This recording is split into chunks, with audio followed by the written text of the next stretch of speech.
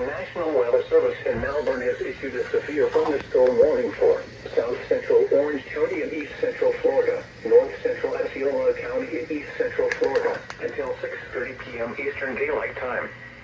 At 5:49 p.m. Eastern Daylight Time, a severe thunderstorm was located over Hunters Creek or over Kissimmee, moving east at 15 miles per hour. All this happened while we're trying to track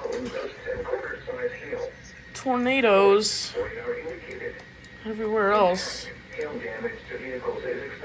Apparently there's a tornado that nearly just touched down right here.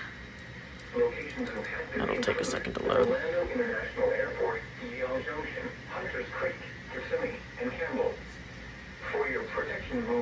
Yeah, that's the saw that just went through me. Yeah, it went.